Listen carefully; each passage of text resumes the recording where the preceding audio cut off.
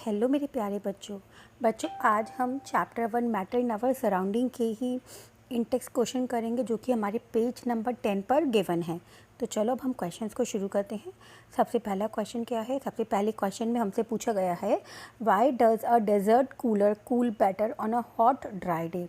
यहाँ क्वेश्चन में पूछा गया है कि जो डेजर्ट कूलर मतलब जो नॉर्मल कूलर्स होते हैं वो ठंडक क्यों देता है जब बहुत ज़्यादा गर्मी का दिन होता है, हॉट ड्राई डे होता है। ठीक है, तो इसका आंसर देखते हैं हम। इसके आंसर में क्या है? अ hot dry day means that the temperature of the atmosphere is high and humidity of air is low. अब वो कहते हैं यहाँ पे हॉट ड्राई डे का मतलब क्या हुआ कि जो एटमॉस्फेयर में जो टेम्परेचर है ना वो तो बहुत ज़्यादा है, लेकिन ह्यूमिडिटी क्या है? ह्यूमिडिटी बिल्कुल ही लो है। तो a desert cooler functions on the basics of evaporation. और जो डेजर्ट कूलर का होता है वो इवेपरेशन के बेस पर ही काम करता है। मतलब जो डेजर्ट कूलर जो ठंडक देता है ना वो इवेपरेशन के आधार पर ही ठंडक देता है। वो कैसे देता है?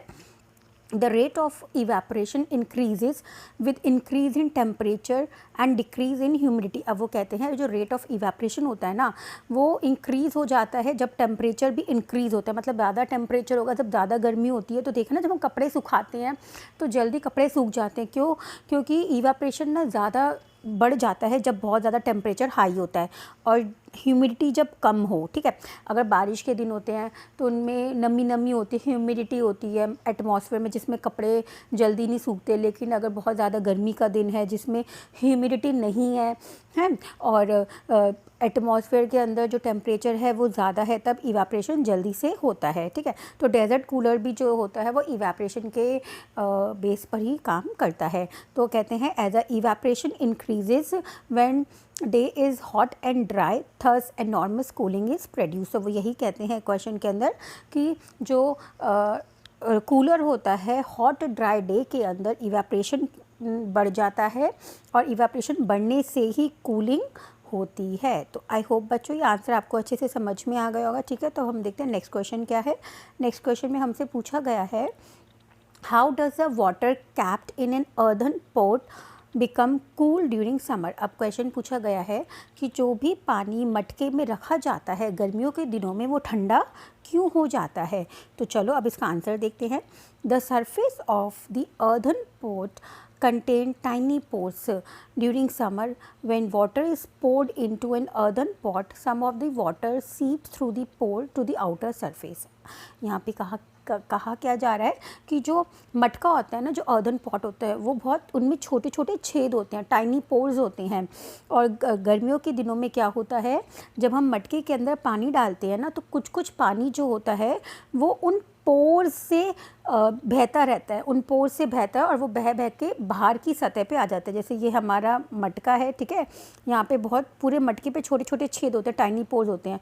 तो जो अंदर का पानी होता है ना वो बाहर की ओर बहता है, मतलब बाहर में से रिस के बाहर आएगा और उसकी आउटर सरफेस पे आ जाता है। ठीक है, इतना क्लियर हुआ बच्चों आपको? अब आगे क्या पढ़ते हैं, आगे क्या लिखा हुआ है आंसर में कि the water molecule on evaporation escapes from the tiny pore of the earthen pot. The heat required for evaporation is taken from the earthen pot and the water in it।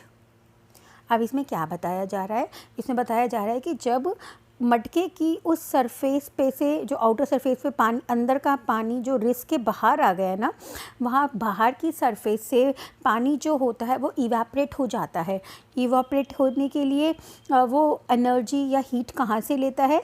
तो वो जो मटके के अंदर पानी होता है ना उस पानी से, जो मटके के अंदर यहाँ पे जो मटके के अंदर जो पानी है ना इस पानी से तो वो हीट लेता है और वो क्या करता है बाहर जो मटके के पानी आ जाता है रिस के वो इवेपरेट हो जाता है। ठीक है, समझ में कि जो बाहर पानी आ जाता है रिस के वो इवेपरेट हो जाता है और इवेपरेशन होने के लिए वो एनर्जी या हीट कहाँ से लेता है? तो वो मटके के अंदर रखे हुए पानी से हीट एनर्जी लेता है। This result in lowering of the heat content of the remaining water and the water become cools. और जब वो मटके के अंदर के पानी की हीट लेकर बाहर का जो पानी आउटर सरफेस इवेपरेट हो जाएगा तो जो अंदर मटके का पानी बच जाएगा वो क्या हो जाएगा? वो ठंडा हो जाएगा, है ना बच्चों?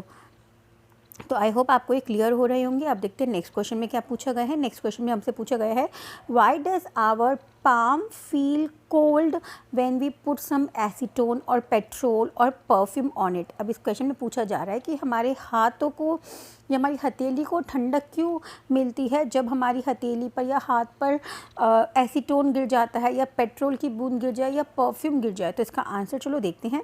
तो इसमें आंसर में क्या है, acetone, petrol and perfumes are volatile liquid that is they are easily vaporised when exposed to the larger surfaces. अब यहाँ पे क्या बताया जा रहा है कि जो एसीटोन होता है, पेट्रोल होता है, परफ्यूम होता है, वो वोलेटाइल लिक्विड्स होते हैं। और वोलेटाइल लिक्विड कौन से होते हैं, वो लिक्विड होते हैं जो ईजिली वेपर में कन्वर्ट हो जाते हैं जब उनको एक्सपोज किया जाता है टू द लार्जर सरफेस। जैसे ही वो बड़े सरफेस में आते हैं, लार्जर सरफेस एरिया में आते हैं, तो वो जो लिक्विड होता है वो इवेपोरेट हो जाता है, ठीक है। फिर when these liquids kept on palm their particle gains energy from the palm. अब जब ये लिक्विड्स को हम अपने पाम पे, हथेली पर डाला जाता है तो क्या करते हैं, ये हमारे जो उसके पार्टिकल्स होते हैं ना, वो हमारे हाथ में जो एनर्जी होती है उसको एब्जॉर्ब कर लेते हैं। Means they absorb heat from our palm. तो वो क्या करते हैं, जैसे कि हमारा हाथ है तो यहाँ पे कोई एसीटोन या कोई पेट्रोल या परफ्यूम अगर हम बूंद गिराए डालें तो क्या होगा, वो बूंद जो होगी ना वो हमारे हाथ से एनर्जी लेगी। और एनर्जी वो किस फॉर्म में लेगी, वो हमारे हाथ में जो गर्माई होती है, जो हीट होती है, उसको एब्जॉर्ब कर लेगी। और उसको एब्जॉर्ब करने के बाद वो इवेपरेट हो जाएगी। जब वो इवेपरेट हो जाएगी ना तो क्या होगा, वो हमारे हाथ की उस जगह की गर्मी लेके वो इवेपरेट हो गई और उस जगह क्या रह जाएगी, ठंडक रह जाएगी। तो फिर आंसर भी यही है, ठीक है। आंसर में क्या है कि particle gains energy from the palm mean they absorb heat from our palm और surrounding and evaporate thus causing the palm to cool. तो आई होप आपको अच्छे से समझ में आ गया होगा। और नेक्स्ट क्वेश्चन देखते हैं। नेक्स्ट क्वेश्चन में क्या है, नेक्स्ट क्वेश्चन है why are we able to sip hot tea और milk faster from a saucer rather than a cup. अब क्वेश्चन में क्या पूछा जा रहा है कि हम क्यों गरम चाय या दूध जब हम सॉसर से पीते हैं उससे आसानी से पी पाते हैं एज़ कम्पेयर टू कप। अब आपने देखा है सॉसर क्या होती है, जो ये कप होता है ना, इसके नीचे छोटी सी प्लेट होती है जिसको हम सॉसर कहते हैं। तो वो कहते हैं कि क्वेश्चन में कि जब हम कप से पीते हैं ना तो गर्म चाय या गर्म मिल्क को नहीं पी पाते, लेकिन जब इस छोटी सी प्लेट में हम डाल के चाय या दूध पीते हैं गर्मा गर्म तो हम उसको आसानी से सिप कर पाते हैं। तो हम वो क्यों सिप कर पाते हैं, ठीक है। तो इसका आंसर देखते हैं। चलो आंसर है saucer has a bigger surface area as compare to the cup. अब वो कहते हैं जो सॉसर होती है ना, ये सॉसर, इसका बिगर सरफेस एरिया है as compare to the cup. अब कप का जो सरफेस एरिया है वो मुंह जो है खुला वो इतना सही है, लेकिन सॉसर तो बड़ी गोल होती है ना, तो उसका बड़ा surface area as compare to cup. Since evaporation is a surface phenomena, बहुत इंपॉर्टेंट पॉइंट है कि जो इवेपरेशन होता है वो सरफेस फिनोमिना होता है। By using a saucer instead of cup we are increasing the surface area for evaporation to occur. अब यहाँ पे जब इवेपरेशन जो सरफेस फिनोमिना है, मतलब जितनी बड़ी सरफेस होगी, और जैसे फॉर एग्जांपल अगर हम कपड़ा को बिछा बिछा करके सुखा देंगे तारों पर तो कपड़े सूखने में ज़्यादा टाइम लेंगे, और जितना हम कपड़ों को फैला के सुखाएंगे वो कपड़े उतनी जल्दी सूखेंगे। तो फैलाने से कपड़ों को क्या होगा, उनका सरफेस एरिया जो बढ़ रहा है ना। तो इसी तरह जो सॉसर होती है, अगर हम कप से चाय पियेंगे तो उसका जो कप का सरफेस एरिया है वो कम है एज़ कम्पेयर टू सॉसर। तो सॉसर लेने से हमने क्या किया, हमने इवेपरेशन के लिए सरफेस एरिया बढ़ा दिया, राइट। तो फास्टर इवेपरेशन, तो जितना फास्टर इवेपरेशन होगा ऑफ पार्टिकल का ऑफ टी और milk allows cooling and taking us से बिकम ईजियर। तो जितनी जल्दी जो गर्म चाय है या गर्म दूध है उसके पार्टिकल्स में इवेपरेशन होगा, उतनी जल्दी जो चीज़ रह जाएगी नीचे की वो ठंडी होती जाएगी। तो इसीलिए सॉसर से गरम गरम दूध और गर्म चाय पीना आसान होता है, क्योंकि उनका सरफेस एरिया ज़्यादा होता है एज़ कम्पेयर टू कप जिसका सरफेस एरिया कम होता है। क्योंकि सरफेस एरिया ज़्यादा होने से इवेपरेशन जल्दी होगा, इवेपरेशन जब जल्दी होगा तो जो हमारी कोई भी गर्म चीज़ होगी वो ठंडी जल्दी होगी, ठीक है बच्चों। आई होप ये कंसेप्ट आपको अच्छे से क्लियर हो गया होगा। हम नेक्स्ट क्वेश्चन देखते हैं। नेक्स्ट क्वेश्चन क्या है, वाई टाइप ऑफ, यहाँ पे वट आएगा बेचो, वट है। फिर what type of clothes should we wear in summer. अब हमें किस तरह के कपड़े गर्मियों में पहनने चाहिए, तो किस तरह के कपड़े पहनने चाहिए इसका आंसर देखते हैं। चलो we should wear cotton clothes in summer. अब हमें गर्मियों में कॉटन कपड़े पहनने चाहिए। During summer we sweat more on the other end cotton is a good absorber of water. अब हमें क्या होता है, गर्मियों के अंदर बहुत ज़्यादा स्वेट होता है और कॉटन जो होता है वो गुड एब्जॉर्बर होता है, वो पानी हो पसीना हो वो जल्दी से सोख लेता है। Thus it absorb sweat from our body and exposes the liquid to the atmosphere and making evaporation faster। अब यहाँ पे क्या बताया जा रहा है कि जो कॉटन का कपड़ा होता है ना, जब हमारी बॉडी से पसीना निकलता है तो उसको एब्जॉर्ब कर लेता है। तो जैसे ही कॉटन के कपड़े ने हमारा पसीना एब्जॉर्ब किया तो क्या हुआ, वो एटमॉस्फेयर के संपर्क में आ गया जल्दी, और क्या हुआ वहाँ पे जल्दी से इवेपोरेशन होना शुरू हो गया उस कपड़े से।